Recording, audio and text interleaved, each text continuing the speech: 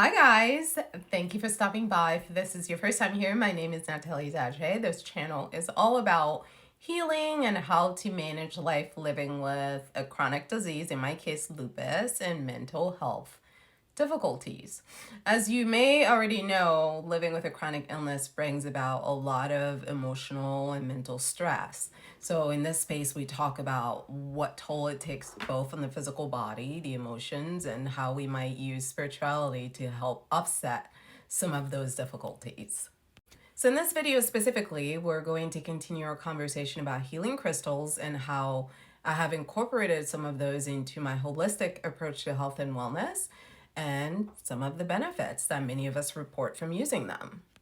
In ancient times, crystals were regarded as divine, and for that reason alone, they were often used for healing and protection and incorporated into many spiritual rituals.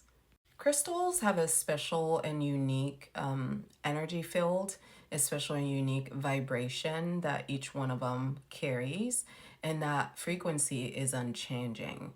So the way that it benefits us is that if, let's say, this specific crystal is vibrating at love, when you wear it, even though you may be experiencing some things during that day that are not necessarily resonating with love, that crystal is going to maintain that same vibration, that same energy.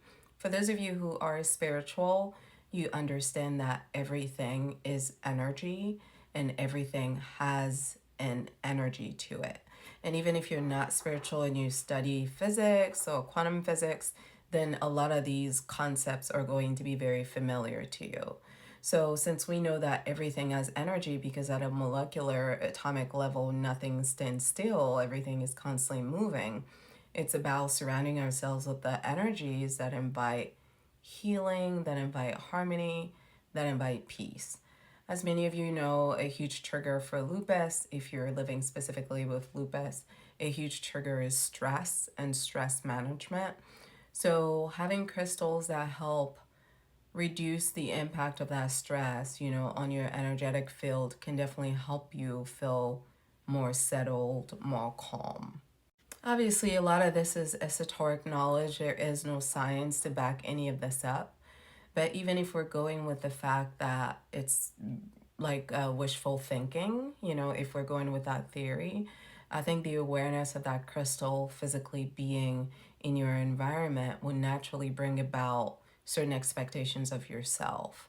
So even if we go with that outside of the spiritual realm, what I'm expressing here is that basically having a crystal around you or with you that you know is vibrating at love at the very low level is going to make you more mindful of how your energy at all times is aligning or misaligning with the vibration of love.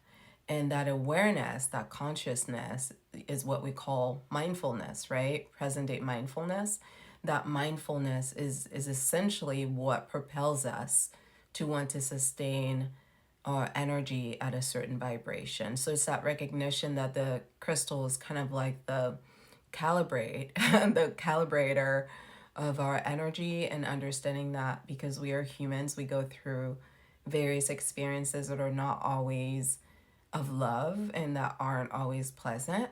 But because we know this crystal here is vibrating at this vibration continuously, it's then up to us to be aware of its presence, aware of its impact on us, and to try to simulate that same energy in us. So back to this concept that everything is energy and energy is neither created nor destroyed, and all of us are made out of energy. Food is energy. When you think about it, reading the nutrition facts behind, behind the label of, on the back of that food product that we purchase is basically reading about the energies. Like, is it carbohydrates? Is it protein? Is it fat? And how do each of those basically dissolve in the body? How soon? How long does it take? So we understand the concept of energy. We understand that we eat energy. We understand that we are energy. Therefore, everything else around us is also energy. And some crystals actually emit energy, and that can be scientifically studied. There are some types of crystals that are called pyroelectric crystals.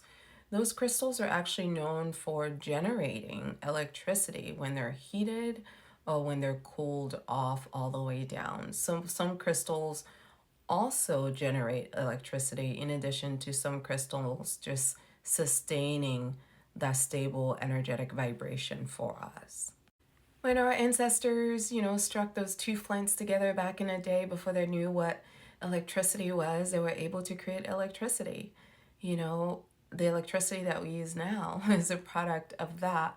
So it's this concept of basically utilizing energy at a specific vibration to be able to make a fire. It's that same exact concept. A Greek philosopher, Theophrastus, noted in 287 BCE. So this is a very long time ago. This philosopher noted that tourmaline, which is one crystal in particular, basically carried enough electrostatic charge to be able to repel straw. He noticed that tourmaline also attracted straw. As of present day, tourmaline in Asia is still known as the electric stone because several researchers have done research on this crystal and have confirmed that this crystal carries a steady charge of electricity. Other researchers in the 1850s discovered that quartz, when heated, will also carry electricity. Of course, you don't need to heat any of your crystals to get its benefits, but this is just to explain how crystals themselves carry a specific energy. In the case of quartz in particular, what happens is that quartz are able to basically take, like a mechanical routine action as an example and transform that into electricity. Kind of like, how a battery is able to load up a watch, which creates that ticking sound that we hear. So that ticking sound can also load up that battery of that same energy. It's this kind of transfer of energy that is never ending between the rhythm of that action and the electricity that is created. So some of you may be surprised to know that quartz are actually still used today in many of the processes that we have around our homes, like the microwave, that beeping sound that the microwave makes whenever the food is ready. Yeah, quartz.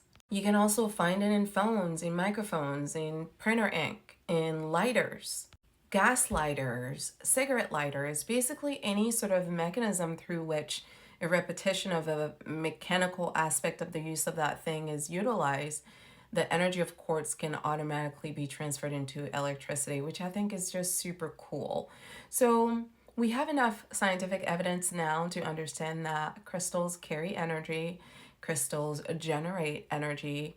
Crystals can sometimes repel certain energies and propel certain energies forward. So if they can do that for machines, surely they can do the same thing for humans. So that is the sort of logical thought process behind crystals and why they were so highly pursued and valued in ancient times, and why they were included in a lot of spiritual rituals in ancient times. It's because there's enough evidence, perhaps anecdotal evidence back then, about how they might benefit somebody's health by basically using them in a way that reinforces an energy that you want to push forward into the world. Next week, I want to talk about the different colors of crystals and what they represent. So hopefully I'll be able to give you a little cheat sheet to recognize different types of crystals, what type of energies each one of them brings along with them. So if you're looking to get into crystals, you at least have some sort of a roadmap to get you started. So that's all that I have for today. Thank you so much for watching. I hope that you enjoyed this content. And if you did, don't forget to like and subscribe. And feel free to share the video with anyone that you know that is into crystals or healing stones. Have a good rest of your day. Au revoir.